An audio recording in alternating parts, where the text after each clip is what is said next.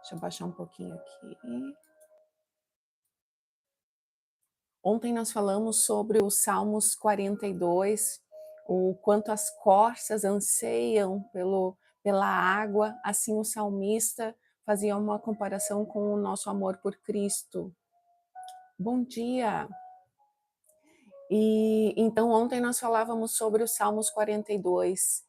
Então, da mesma forma é a nossa busca diária por este Deus, a busca diária por estar com Ele, apresentando os primeiros momentos do nosso dia na presença dEle, apresentando as nossas vidas na presença dEle, trazendo à memória aquilo que nos traz esperança, fazendo frutificar no nosso coração a palavra de Deus, as promessas dEle, a aliança que Ele tem conosco.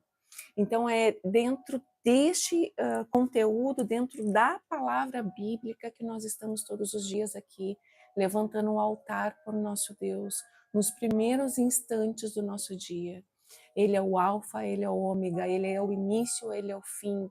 E nós que buscamos estar alinhados com ele, nós vamos nos debruçarmos, né? nos jogarmos ali aos pés dele todos os dias, buscando para nós a paz que excede todo e qualquer entendimento, que só Ele pode nos fornecer, a alegria que vem dEle, a satisfação que vem dEle.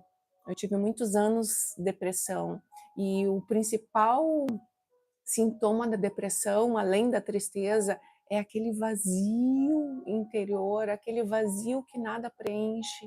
Não é uma viagem, não é um trabalho, não é uma conversa com um amigo, nada preenche. E Deus é do tamanho do nosso interior. Então é nessa busca por entender quem é esse Deus, nós vamos encontrar a nossa identidade. Encontrando a nossa identidade, nós vamos encontrar a satisfação de viver na vida, viver, né, andar nessa terra como peregrinos, nós sabemos, mas andar nessa terra sabendo que nós temos um Deus, nós temos alguém que nos completa, alguém que nos satisfaz, alguém que nos alimenta. O alimento espiritual que vem dele é um alimento puro, é um alimento rico, é um alimento que nos traz algo que nós não podemos experimentar em outro lugar. E vamos orar então. Nós estamos no estudo de Romanos. Hoje nós voltamos novamente para o nosso estudo. Nós vamos começar aqui capítulo 6, a partir do capítulo 6.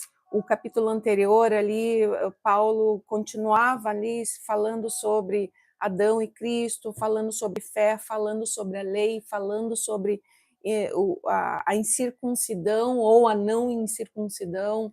E nós agora vamos para o pecado. Paulo vai falar sobre o pecado, que hoje nós somos libertos do pecado, porque Cristo derramou seu sangue precioso lá naquela cruz por mim, por você.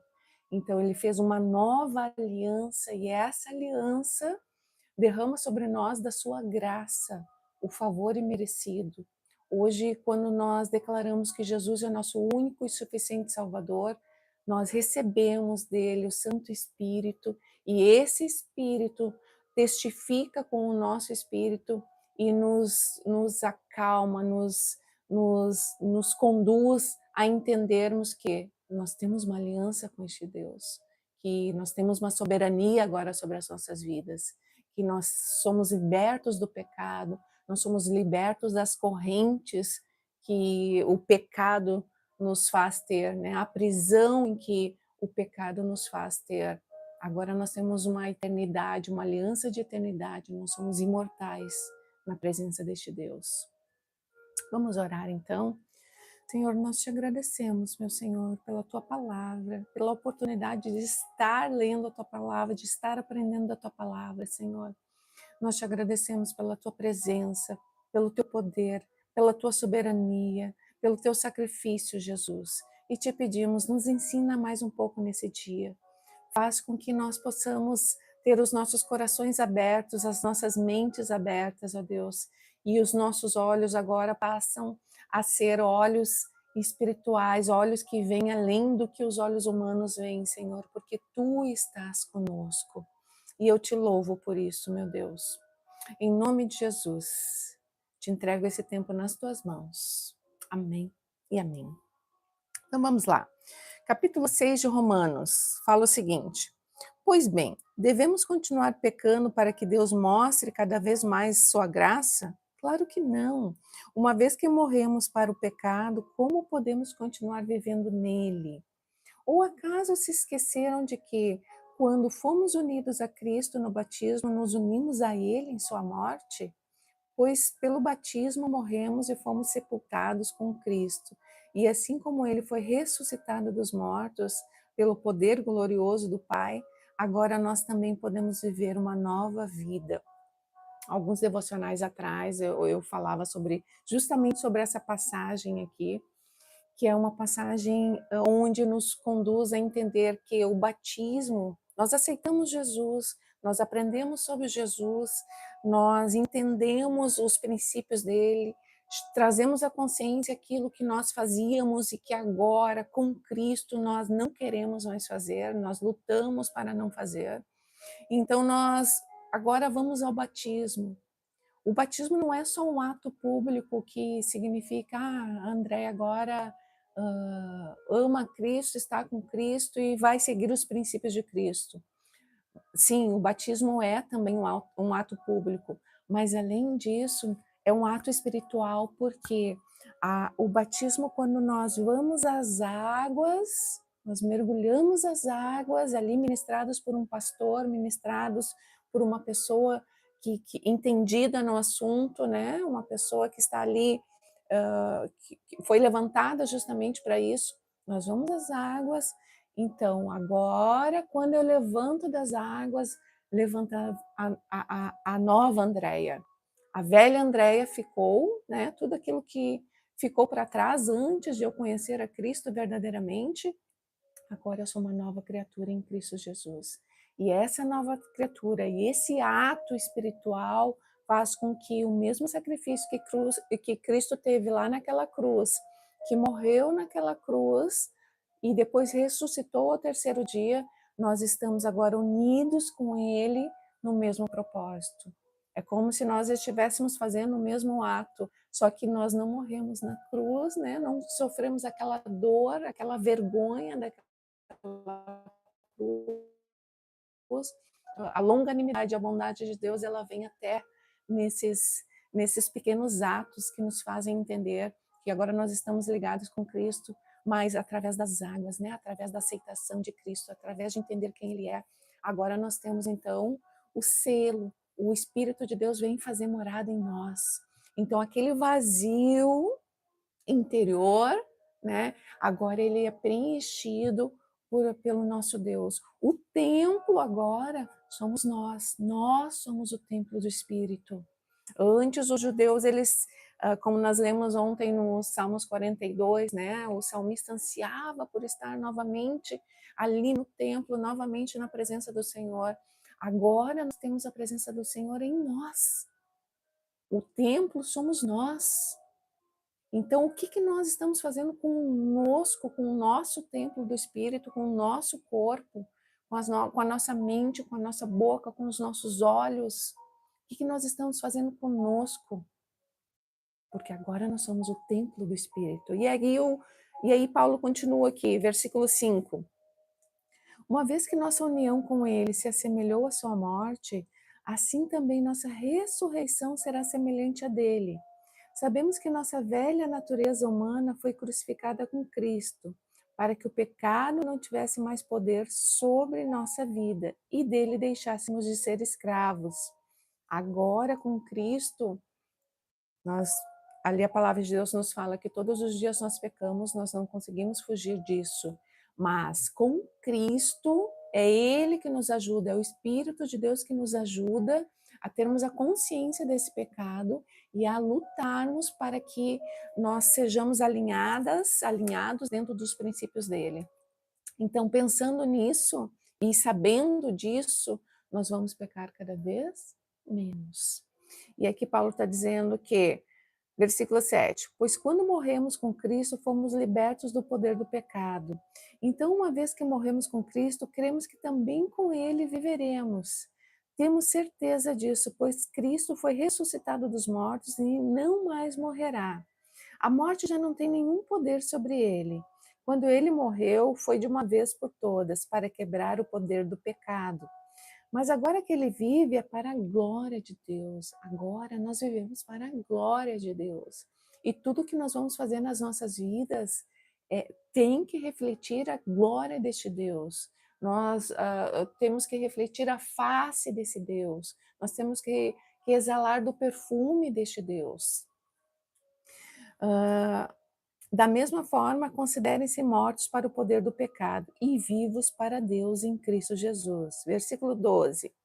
Não deixem que o pecado reine sobre seu corpo, que está sujeito à morte, cedendo aos desejos pecaminosos. Né? Nós temos desejos, a nossa carne, a nossa carnalidade, ela está aqui, nós vivemos nesse mundo. Os nossos olhos veem coisas, né? Situações neste mundo. Nós não podemos esquecer disso, mas agora nós temos uma ajuda espiritual, que é o próprio Cristo, é o próprio Espírito de Deus que está em nós, que nos ajuda a lutarmos, né? Nós não estamos agora lutando sozinhos, nós lutamos com esse Cristo, junto com esse Cristo. É Ele que vai e nos ajuda. E quando nós perseveramos em lutar contra situações que nós estávamos acostumados a fazer, né? Pecados carnais, pecados sexuais, fofoca, maledicência, né? Cobiça, situações que nós estávamos acostumados, vícios. O Senhor, Ele nos ajuda também a lutarmos contra os vícios. É Ele que está conosco. E um dia de cada vez Ele vai nos ajudando, um dia de cada vez Ele vai nos libertando. Ou Ele também pode nos libertar de uma hora para outra, de um dia para outro. Assim como Ele me curou lá atrás da depressão, foi 100%. E Ele pode todas as coisas, Ele faz todas as coisas. Mas nós precisamos estar na presença dEle. E aí, continuando aqui no 13, não deixem que nenhuma parte de seu corpo se torne instrumento do mal para servir ao pecado, mas em vez disso, entreguem-se inteiramente a Deus, pois vocês estavam mortos e agora têm nova vida. Portanto, ofereçam seu corpo como instrumento para fazer o que é certo para a glória de Deus. O pecado não é mais seu senhor, pois vocês já não vivem sobre a lei, mas sobre a graça de Deus. E como sempre a palavra nos fala, a lei ela continua em vigor, né? Os 10 mandamentos continuam em vigor. Só que agora nós temos a graça de Deus, não é mais pela força como os judeus faziam, né? Aquele esforço que eles faziam para andarem ali, para estarem alinhados com a lei. Agora não, nós temos a graça, nós temos o toque espiritual, nós temos o próprio Deus aqui nos ajudando a sermos firmes, né? A termos a consciência. Às vezes, quando eu falo algo assim que não está certo aquilo, ou quando eu faço algo que não está certo, imediatamente a consciência, o espírito vem e me fala ao meu espírito, ao meu ser, olha, Andréia, te corrige, faz a coisa certa. E aí ele continua aqui no 15. Mais um pouquinho nós finalizamos. Pois bem, uma vez que a graça nos libertou da lei, quer dizer que podemos continuar pecando? Claro que não. Vocês não sabem que se tornam escravos daquilo a que acolhem obedecer? Se nós obedecemos ao pecado, se nós obedecemos às nossas vontades, nós somos escravos das nossas vontades. Então já não somos mais livres, né? Mas se nós resolvemos e nos esforçamos para lutar contra os nossos vícios, contra as nossas contradições, né? Contra os nossos pecados, então agora nós somos escravos de Cristo. E quando nós estamos em Cristo, nós somos escravos por amor a Ele, por amor, por querer honrar este Deus. A palavra de Deus nos fala também que Ele é nosso amigo, que está junto de nós. Então, quando nós servimos a Deus, mesmo que nós nos tornemos escravos, tantas vezes Paulo começou as suas cartas, né? E os outros profetas aqui, com outros discípulos, apóstolos começaram as suas cartas dizendo: eu sou escravo de Jesus Cristo. Ser escravo de Jesus Cristo é ter a liberdade, é ter a eternidade, é ser imortal. 17. Graças a Deus, porque antes eram escravos. Não, 16. Vocês não sabem que se tornando escravos daquilo que aqui escolhem obedecer, podem ser escravos do pecado que conduz à morte, ou podem escolher obedecer a Deus que conduz à vida de justiça. Graças a Deus, porque antes vocês eram escravos do pecado, mas agora obedecem de todo o coração a este ensino que lhes transmitimos. Estão livres da escravidão do pecado e se tornaram escravos da justiça. Vou ficar por aqui. Hoje nós somos escravos da justiça do Cristo, do Deus vivo. Esse Deus que nos livrou, que nos transformou, que continua nos transformando até que Ele venha ou até que nós vamos até Ele. Este Deus que nos conduz. E é diante dessa palavra que nós meditamos nesse dia, sobre os nossos pecados, sobre as nossas falhas, sobre aquilo que nós precisamos mudar, sobre aquilo que nós precisamos realinhar. E quando nós tomamos a decisão, né, quando nós tomamos a decisão em termos, né? Porque a palavra de Deus nos fala que é o próprio Espírito de Deus que nos conduz, né? Que faz com que nos convence, né?